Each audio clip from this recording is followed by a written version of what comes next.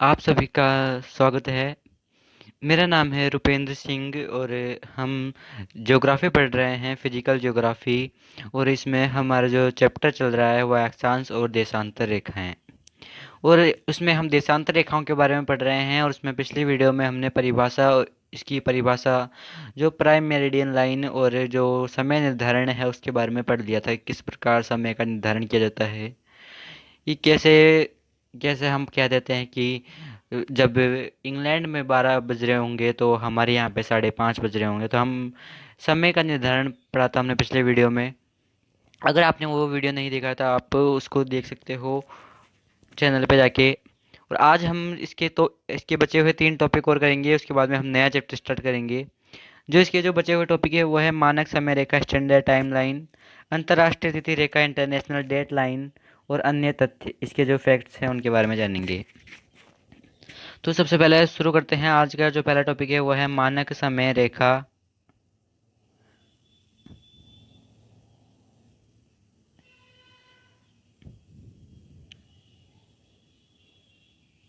तो जो ये प्रश्न है कि प्रश्न क्या है, जो टॉपिक है कि मानक समय रेखा, स्टैंडर्ड टाइम लाइन, इसके बारे में पढ़ेंगे। तो ये एक समय रेखा है जो कि हर देश की अपनी एक अलग अलग मानक समय, एक स्टैंडर्ड टाइम लाइन होती है।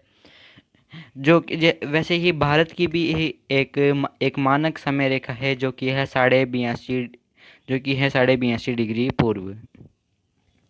प्रत्येक देश क्षेत्र के समय का निर्धारण करने वाली एक रेखा होती है जो कि मानक समय रेखा होती है। यानी कि हर देश की एक रेखा होती है, एक मानक समय रेखा, जो कि उस देश का समय निर्धारण करती है।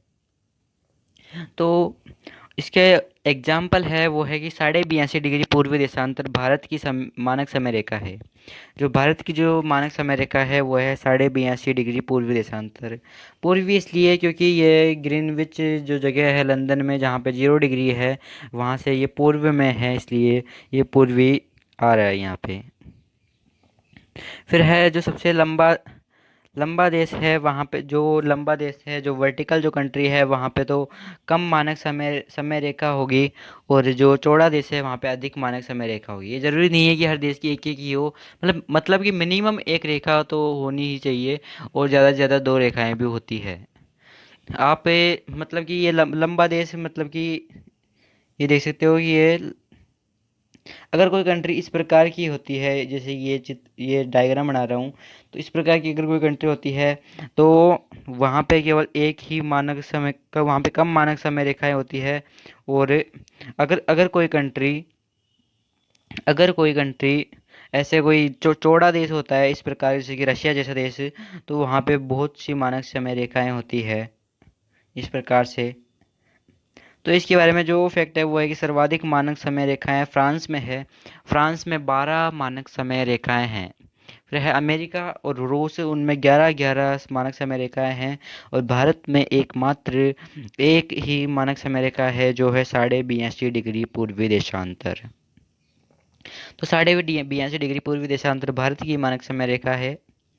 अब जान लेते हैं अंतर्राष्ट्रीय तिथि रेखा के बारे में।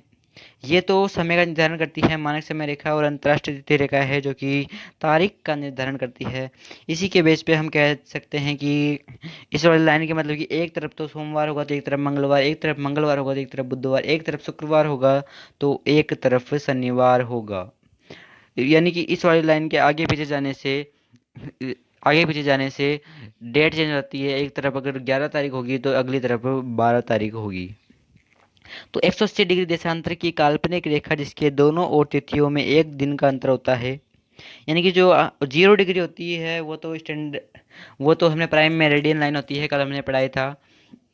और जो और वो तो प्रधान मध्य रेखा होती थी। और जो 180 डिग्री, जो यानी कि जो पीछे की साइड, जो पृथ्वी के जो ग्लोब पीछे की साइड होती है, वो 180 डिग्री वाली जो होती है वो अंतर्राष्ट्रीय तिथि रेखा, इंटरनेशनल डेट लाइन होती है। और ये तो आपको पता ही है कि इमेजिनरी लाइन होती है। और पूर्व की ओर जाने पर दिन दोहराया जाता है, जबकि पश्चिम की ओर जाने पर दिन कम किया जाता है। यानी कि ये जो ये जो मैप है उसके पीछे से है, मतलब ग्लोब के पीछे की साइड है ये। तो यहाँ पे 180 डिग्री वाली ये देख सकते हो रेखा है, टेढ़ी मेढ़ी है। क्यों है इसका भी हम कारण जानेंगे आगे।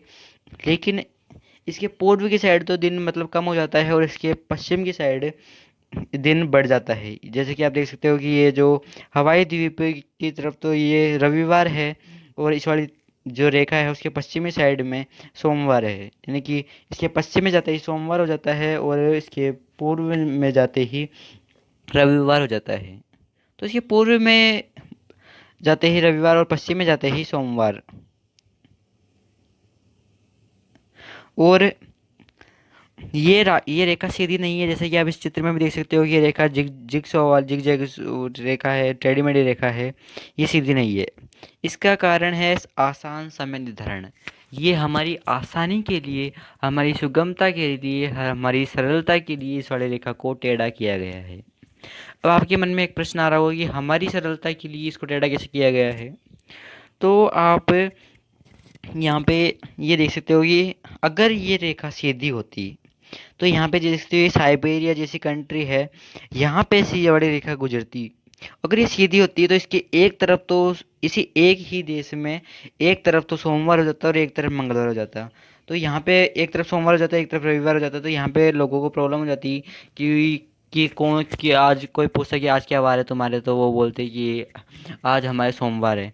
तो, उसी देश के दूसरे लोगों को पूछता तुम्हारे क्या वार है, तो वो बोलते हैं हमारे तो आज रविवार है। तो ये ऐसे प्रॉब्लम हो जाती है, ऐसे मतलब कि एक ही देश में दो दो वार हो जाते हैं। तो वैसे टाइम का तो पता चल जाता है, लेकिन ऐसे वार का तो नहीं चल सकता ना भाई। हमारे तुम्हारे कितनी तारीख है, हमारे 11 तारीख है, तुम्हारी कितनी तारीख है, हमारे 12 तारीख है। ऐसे सही नहीं लगता। तो इसलिए फिर इस काले रेखा को ही टेढ़ा कर दिया गया। देशों को कुछ भी देशों को छेड़ा नहीं गया, और देशों को तो खिसका नहीं सकते, इसलिए इस रेखा को ही टेढ़ा कर दिया गया। अब फिर यहाँ पे साइबेरिया के पास से टेढ़ी कर दिया, बेरिंग सागर के पास से टेढ़ी कर दिया। मतलब इसको टेढ़ी टेढ़ी करते गए, और इसलिए ताकि हमारी सरलता के लिए, यहाँ के लोगों की सरलता के लिए ये फिजी द्वीप समूह, ये समोआ यहाँ मतलब टेढ़ा करते हैं, किसी भी देश को काटेगी नहीं, ऐसा ऐसा रख दिया इसको। और ये मतलब कि कहाँ कहाँ से टेढ़ी होती है, तो ये देख दिया गया है आर्कटिक महासागर, चुक्की सागर, बेरिंग जल संधि और प्रशांत महासागर, ये जो जगह हैं वो यहाँ से। और इसका निर्धारण है जो कि 1884 में किया गया था। 1884 में इसका इसका निर्धारण किया गया था। अब एक ये लाइन फिर से आपके सामने प्रस्तुत है, जो कि एनसीईआरटी से ली गई है, इम्पोर्टेंट लगी इसलिए आपके सामने प्रस्तुत है कि किसी भी स्थान पर जब सूर्य आकाश में अपने उच्चतम बिंदु पर होता है, दोपहर में उस घड़ी में दिन के 12 बजते हैं। इस प्रकार घड़ी के द्वारा दिखाया गया समय उस स्थान का स्थानीय समय होगा। At any place, a watch can be adjusted to read 12 o'clock when the sun is at the highest point in the sky, mean it when it is midday. The time so by such a watch will give the local time for that palace. You can see that all the palaces on a given meridian of longitude have the same local time. अब जान लेते हैं अक्षांश और जो देशांतर रेखाओं में डिफरेंस, अक्षांश और देशांतर रेखाओं में अंतर। क्या अंतर है अक्षांश रेखाओं और देशांतर रेखाओं में? Difference between latitude and longitude lines. तो आप इसको एक सारणी से पढ़ेंगे हम। सारणी से क्या है कि कोई भी चीज़ है ना अच्छे से समझ में आती है। तो ये पहले इस साइड तो ये मापदंड, ये क्राइटेरिया, फिर ये अक्षांश और देशांतर। तो सबसे पहला है वो है कि दिशा। तो दिशा है कि जो अक्षांश की जो दिशा होती है वो तो पूर्व से पश्चिम या पश्चिम से पूर्व कुछ भी हो सकती है, इसकी मतलब कोई फर्क नहीं पड़ता। देशांतर की दिशा उत्तर से दक्षिण।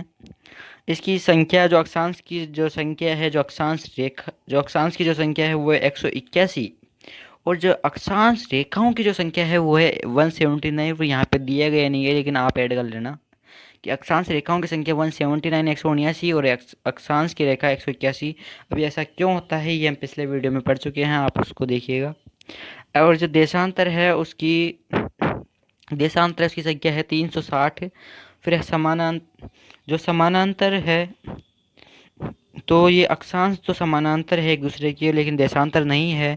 उनकी लंबाई, अक्षांश की लंबाई तो असमान है, किंतु देशांतर की लंबाई समान है। तो ये हो गया। और ये एनसीईआरटी से जो ली गई है कुछ लाइनें, ये भी आप पढ़ सकते हो कि अक्षांश कि अक्षांश विषुवत वृत्त के उत्तर या दक्षिण में स्थित किसी बिंदु की कोणीय दूरी है जिसे डिग्री में मापा जाता है, और देशांतर विषुवत वृत्त के साथ बनी वह कोणीय दूरी है जिसे डिग्री में मापा जाता है। इसे ग्रीनविच के पूर्व या पश्चिम 0 डिग्री से 180 डिग्री तक मापा जाता है। और जो अक्षांश है, सभी अक्षांश विषुवत वृत्त के समांतर होते हैं और देशांतर के सभी याम्योत्तर ध्रुवों पर मिलते हैं, यानी कि सभी जो उसके एंड हैं वो ध्रुवों पर मिलते हैं। ग्लोब पर अक्षांश समांतर वृत्त के समान प्रतीत होते हैं और सभी याम्योत्तर वृत्त के देशांतर में सभी याम्योत्तर वृत्त के समान प्रतीत होते हैं जो ध्रुवों से गुजरते हैं।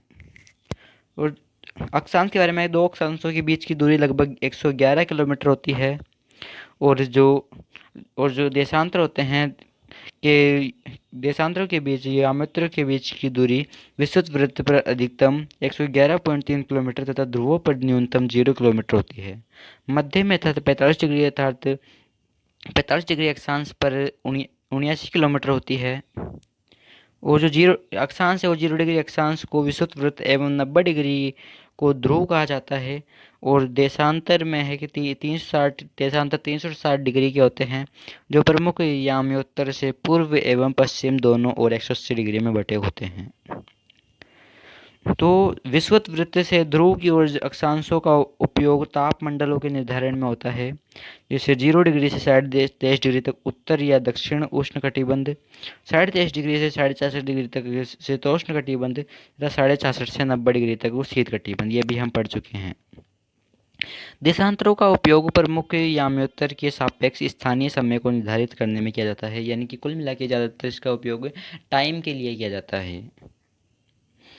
तो दोस्तों, आज के इस वीडियो में बस इतना ही। आज हम इस वाले जो चैप्टर है अक्षांश एवं देशांतर, इसकी ये चौथी क्लास थी और इसको आज हम यहीं पे समाप्त कर रहे हैं, और इसमें जो कुछ भी था हम पढ़ चुके हैं।